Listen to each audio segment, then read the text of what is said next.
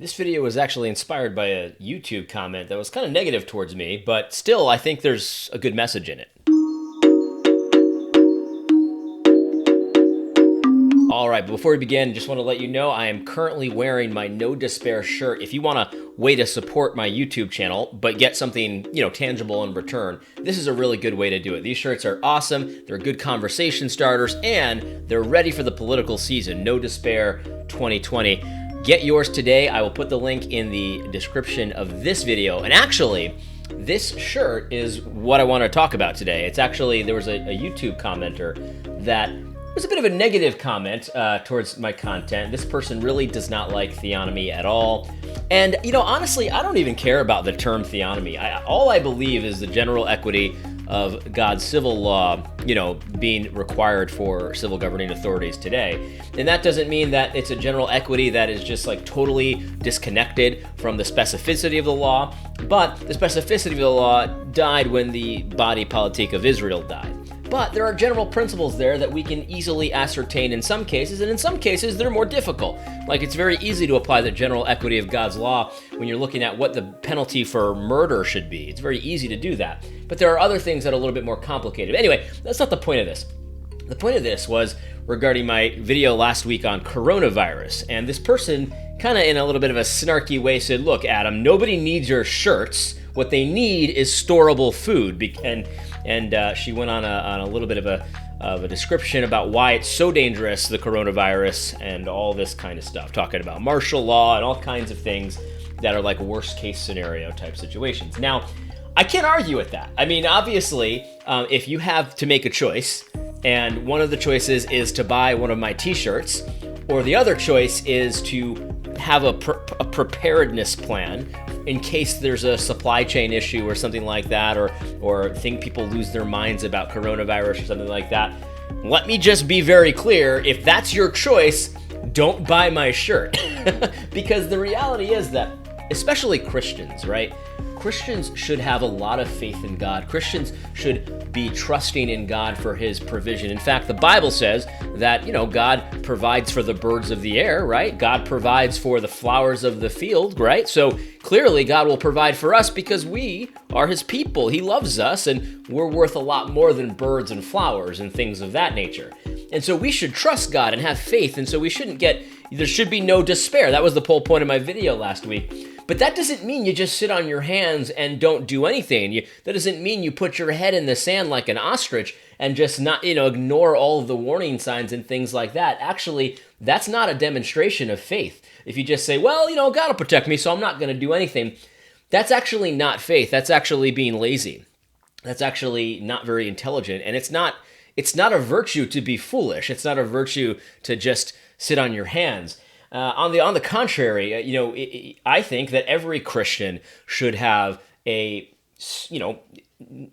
certain amount of set aside finances, set aside food, just in case something were to happen. Because listen, we're Christians. We believe that these kinds of things can happen. There are natural disasters. There are all kinds of different things. We live in a hurricane zone. Even if you don't live in a hurricane zone, there could be an earthquake, and it could disrupt supply chains and things like that. This doesn't mean that you panic, but it does mean that you're prepared for it. Like, if you couldn't go to the grocery store for a whole month, could your family survive based on what you have in your house currently? That's a question that you should ask yourself, not because I think something's going to happen and you should be in despair and you should be wringing your hands full of anxiety. No. But I think it's very smart to be prepared for anything that happens. And I think personally that that's one way we can demonstrate our faith in God and his provision, because he's given us brains. He knows that we know that things aren't always going to go the way they've always been. We need to really resist the urge to just assume it's all going to be okay all the time, because we know from the Bible and from history that things aren't always good at all times and things like that. This is a really good way to think about this. You online buddy of mine, I've never met him, I hope to one day, Eric Kahn, he said this on Facebook the other day. He says, "Those who trust God's promise of provision have the calluses to prove the reality of their faith. Soft hands looking for freebies aren't the hands of faith." This is what he means by this, is that you're putting effort in to making sure that you have that provision. Ultimately, God provides, right? Like ultimately, everything I have was given to me from God, but I'm still working for it. I'm still planning for it. I'm still setting aside extra so I don't spend everything I get. I set aside some of it for a rainy day. And this is the same thing with food. I have a certain amount of stored food, and I've added to that a little bit in the last week or so. If you want me to be totally transparent.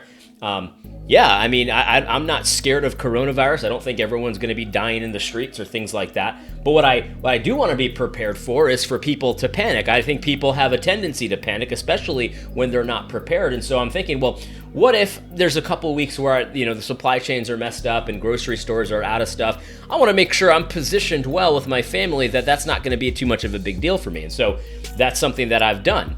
And you're smart about it. You don't just buy emergency rations or MREs or something like that you can never use if, nothing happens. You buy food that you use. You buy beans, you buy rice, you buy canned meats, things that not everybody uses canned meats, but I do. Things that you're going to use over time, and so you can kind of rotate it out. Look, there's plenty of YouTube channels that show you how to prepare for emergency situations. I'm not that, but I think it's a smart idea. Again, you don't go crazy. You're not wrought with anxiety. You're not fearing every single thing that could potentially happen. No, you're trusting God, but you're also a man of action. This is something that people were criticizing Mike Pence over. And Mike Pence is a professed Christian.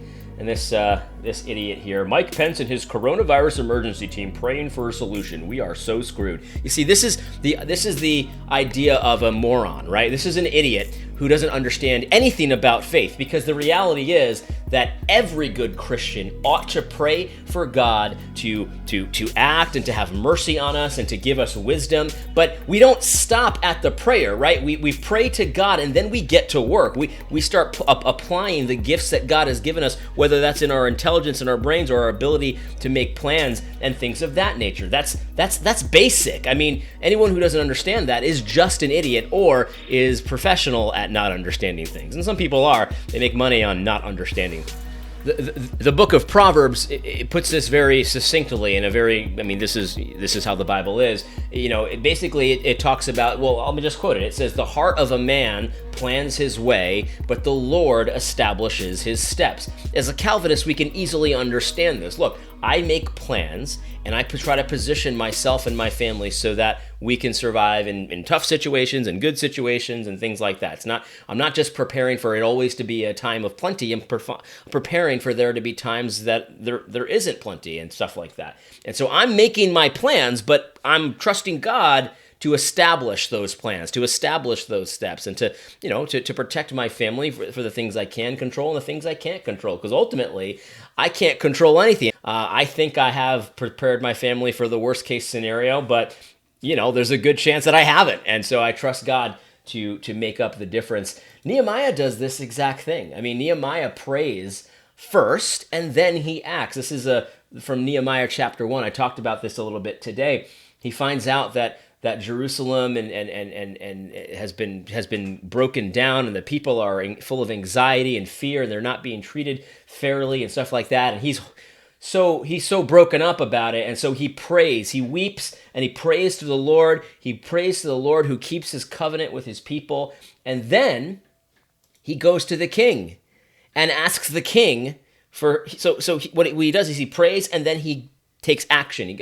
He asks the king to let him go back to Jerusalem to rebuild it and to reestablish it and stuff like that. And the king lets him. And I think that the king let him because God answered his prayer. So he prayed first, but he doesn't just pray and then, hide in the closet and just hope that something happens. No, he prays and then he demonstrates his faith in Christ by going to the king of Persia, I think it is, and saying, can I go to Jerusalem and rebuild it? Like, can you think of the audacity of that request? And yet he does it, and he gets granted his request.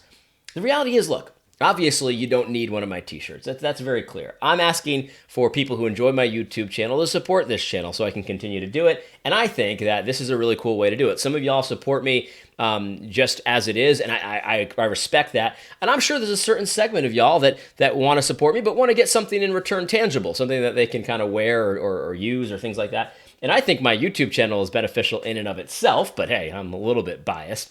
But yeah, these shirts are just a way to do that. So if you want to support this channel and have something interesting to wear, a conversation piece, something to help you in your evangelism or anything like that, this might be a way to start a conversation like that. No despair 2020. You can talk about why you don't have despair, even in the light of coronavirus, even in the light of the election nonsense and all kinds of different things, climate change, even if you believe in that kind of thing.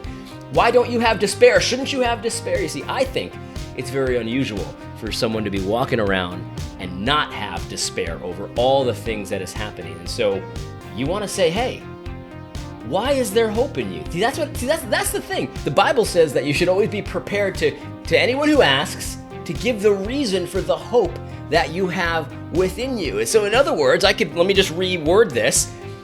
It's expecting that people are going to come to you and be like, dude, why don't you have despair like the rest of us? Why aren't you full of anxiety about all these issues? What's the reason for this hope that you have within you? Because despair is the absence of hope.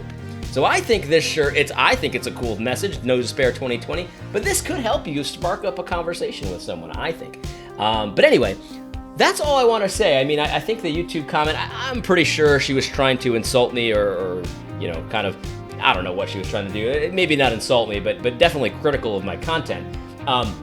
But yeah, I mean, obviously, if you have to choose between buying one of my t-shirts or starting a stock of food, I mean, you can start small. I mean, start setting aside some food for a rainy day. If that's your choice, clearly do that. That's what you should do. You should take care of your family in that way and add to it weekly and things like that. You might want to consider stocking up on a few things, and just in case coronavirus has extended issues with supply chain or just anything that potentially could happen. Personally, I'm not that worried about coronavirus.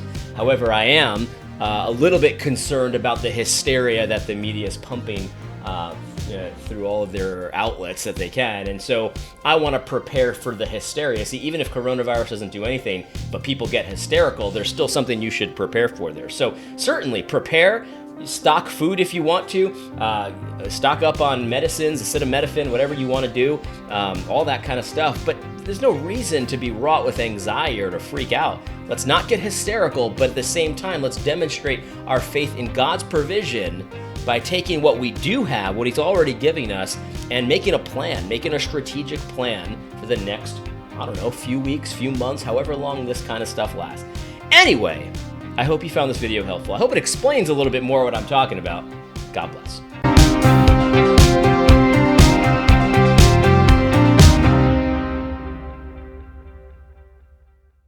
One more thing.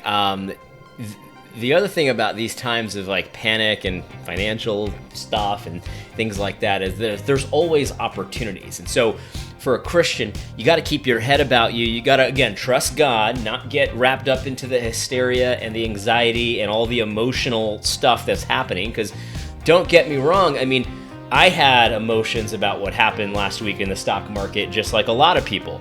But you got to look at the facts and keep your head about you and trust God. I was looking at the stock market like this. You see that? Ever see that meme with that black guy? He's like peeping out behind the trees, like, like I just can't wait.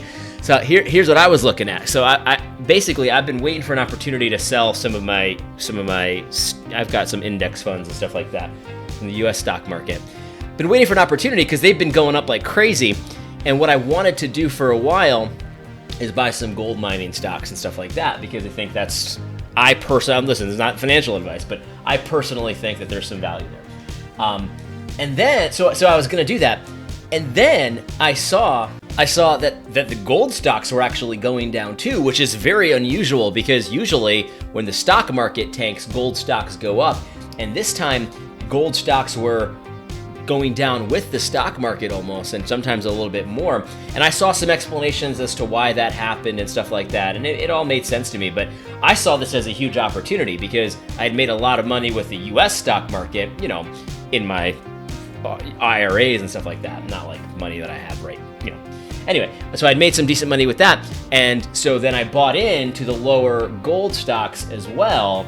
And it's an opportunity. Now, is that going to pay off? Well, I don't know. I think it probably will in the long run. I mean, could you imagine if Bernie Sanders gets elected president, what that's going to do to gold stocks. I mean, that's just, I'm not a financial advisor. I'm not telling you what to do, but you see, you gotta, and again, I'm not saying I'm right, but you gotta keep your wits about you. So when things are going down, I could have very easily gotten very emotional about this and said, well, I gotta change my plan about getting gold because the gold stocks are going down, so clearly that's not a safe haven. No, what I gotta do is I gotta remember what I actually believe and what logically I believe. And I could be wrong about this stuff regarding gold stocks. I'm not saying I'm right, but what I'm saying is, like, don't get wrapped up in the hysteria, right? Don't let your emotions take over what your plans were. And that's not to say that your emotions can't play a factor, but you don't want to think with your emotions, if that makes sense. Anyway, I hope this is helpful. God bless. Again, not a financial advisor.